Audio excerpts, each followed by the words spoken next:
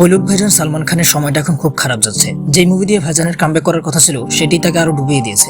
বলছিলাম সিকান্দার মুভির কথা। এখন ভাইজান তার দুসময় কাটাতে নিয়ে আসছেন বজরঙ্গি ভাইজানের সিকুয়েল। অন্যদিকে দীর্ঘ সময় অপেক্ষা করার পর ফাইনালি স্পাইডারম্যান 4 ইজ ব্যাক। সবকিছুই বলছে বিস্তারিত, তার আগে লাইক এন্ড সাবস্ক্রাইব বাটনে একটু প্রেস করে ফেলো। তো প্রথমে আসা যাক সালমান খানের কাছে। সময়টা মোটেও ভালো যাচ্ছে না বলিউড ভাইজান সালমান খানের। একের পর এক সিনেমা ব্যর্থ হচ্ছে বক্স অফিসে। সদ্য মুক্তিপ্রাপ্ত সিকান্দার ঘিরে ভক্তদের আকাশ সমান প্রত্যাশা থাকলেও সিনেমাটি দর্শকদের মন জয় করতে পারেনি ভালো ব্যবসাও। সিকান্দার সিনেমার ব্যর্থতার মধ্য দিয়ে গত এক দশকে সালমানের প্রশংসিত কোনো সিনেমা না পাওয়ার আক্ষেপ আরো বাড়লো ভাইজান ভক্তদের। এই দুঃসময় কাটবে কবে, এমন প্রশ্নই ঘুরপাক খাচ্ছে সালমান ভক্তদের মনে। তবে এরই মধ্যে আশার আলো দেখালেন ভাইজান। জানা গেল নতুন খবর। 2015 সালে কবির খান নির্মিত বজরঙ্গি ভাইজান সিনেমাটি বলিউডে সালমানের শ্রেষ্ঠত্ব নতুন করে প্রমাণ করেছিল। এটি ভারতীয় সিনেমার ইতিহাসে প্রশংসিত সিনেমাগুলোর একটি বলে বিবেচিত হয়। সিনেমাটি 63তম জাতীয় চলচ্চিত্র পুরস্কার জিতে নিয়েছিল। এবার জানা গেল এর সিকুয়েল নিয়ে আসতে যাচ্ছেন সালমান খান। যদিও 2023 সালে একবার জানা গিয়েছিল বজরঙ্গি ভাইজান 2 নির্মিত হওয়ার বিষয়ে আলোচনা চলছে। সালমান খান এবং সিনেমার কাহিনী ও চিত্রনাট্যকার বিজেন্দ্র প্রসাদ বজরঙ্গি ভাইজান 2 নির্মাণ নিয়ে আলোচনা করছেন বলেও খবর ওঠে। এর পরপরই RRR সিনেমার লঞ্চের সময় সালমান খান নিশ্চিত করেছিলেন এই সিনেমার জন্য আলোচনা চলছে। এবার এক সূত্র থেকে জানা গেছে সালমান খান কয়েকদিন আগে বিজেন্দ্র প্রসাদের সঙ্গে দেখা করেছেন। এবারের বজরঙ্গি ভাইজান কেমন হবে তা নিয়ে আলোচনা হয়েছে তাদের মধ্যে। এমনকি এটাও শোনা যাচ্ছে বিজেন্দ্র প্রসাদ ও পরিচালক কবির খান দুজন মিলে প্লটটি তৈরি করবেন। যদিও এখনো চূড়ান্ত কোনো ঘোষণা আসেনি তাদের পক্ষ থেকে।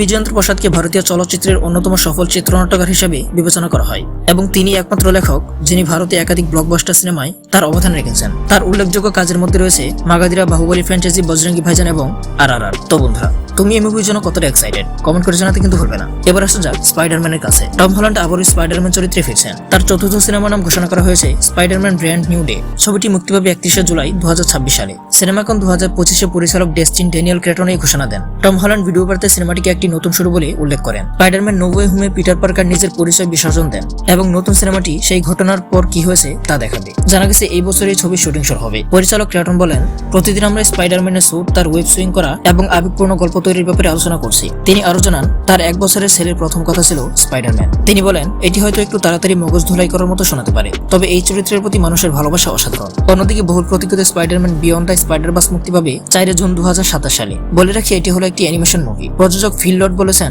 এই সিনেমাও আগের দুটির মতো অ্যানিমেশনের নতুন মাত্রা সৃষ্টি করবে। ছবির কাহিনী দ্বিতীয় সিনেমার ক্লিফহ্যাঙ্গার শেষের পর থেকে শুরু হবে। তুমি কি স্পাইডারম্যান 4 এর জন্য এক্সাইটেড? কমেন্ট করে জানাতে কিন্তু ভুলবে না। এবার আসা যাক আমাদের আজকের লাস্ট খবরের কাছে। আল্লু অর্জুন এবং অ্যাটলি নেক্সট মুভিতে নায়িকা কে হবেন? শাহরুখ খানের জওয়ান নির্মাতা অ্যাটলি কুমার এখন তার নতুন প্রজেক্ট নিয়ে ব্যস্ত। তিনি এখন পুষ্পাখ্যাত আল্লু অর্জুনের সঙ্গে তার পরবর্তী ছবি অ্যাটলি 6 তৈরি করছেন। নতুন খবর হলো এই ছবিতে দেখা যেতে পারে প্রিয়াঙ্কা চোপড়াকেও। শোনা যাচ্ছে বেশ বড় পরিসরে তৈরি হচ্ছে সিনেমাটি। অসাধারণ অ্যাকশনে ভরপুর হতে চলেছে এটি, আর তাও একদমই অ্যাটলি স্টাইলে। পুষ্পার পর আল্লু অর্জুন তার পুরো সময় এই ছবিতে ব্যয় করছেন। ছবির শুটিং শুরু হওয়ার আগে অ্যাটলি তার চরিত্রটি নিয়ে প্রিয়াঙ্কা চোপড়ার সঙ্গে আলোচনা করেছেন। যদি সবকিছু ঠিকঠাক হয় তাহলে এই ছবিতে প্রিয়াঙ্কাকে আল্লু অর্জুনের নায়িকা হিসেবে দেখা যাবে। গুঞ্জন শোনা যায় শাহরুখ খানের জওয়ানের মতো এই ছবিতেও নাকি আল্লু অর্জুনকে ডাবল রোলে দেখা যাবে। সঙ্গে থাকবে দারুণ অ্যাকশন। প্রিয়াঙ্কা চোপড়া বর্তমানে SS রাজমৌলির পরবর্তী ছবিতে কাজ করছেন। এই ছবিতে মুখ্য ভূমিকায় দেখা যাবে অভিনেতা মহেশ বাবুকে।